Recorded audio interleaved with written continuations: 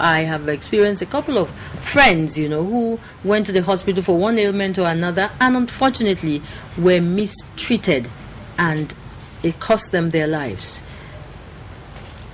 The association, is there some way of redress? What should the families of such an unfortunate patient, do? Well, I think importantly is for us to understand the reason why we have those mismanagement, because it is when we know that and we take care of that is when we are sure overdose, wrong treatment, that the second patient who comes will not be mismanaged. Okay. And that is the outlook in which most of us look at it. Okay. Then secondarily, to see how we punish the culprit. Mm-hmm.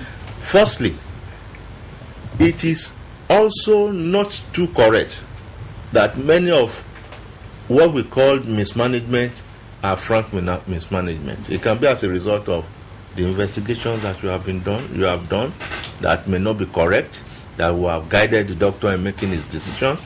And secondly, it may be as a result of the drugs that have been used that may actually not be substandard. Thirdly, it can be as a result of actual given a totally different drug in place of another one. Okay. But in all this, if they are found and if the relation or the family put it forward to the Medical and Dental Council of Nigeria, we have so many doctors that have faced this tribunal, and some of them had been suspended, some of them have had their certificate withdrawn. So we have a place in which people can seek normal redress. But importantly, people should know that they should not go to meet a doctor and say, I've done this test, I have this, then you must treat me with that. It is good for them to explain everything so that they will know, they will expect the doctor to use his professional skill to come to a conclusion.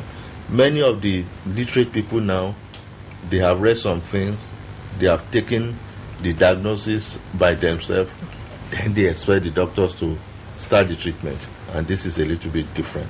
All right, we have some corporate organizations advertising, publicity, creating awareness with different strategies.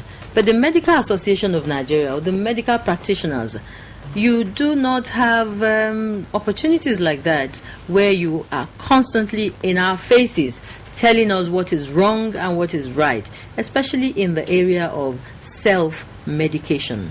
Why is that so? Well, importantly is that we have three noble professions, the medicine, the clergy, and the law.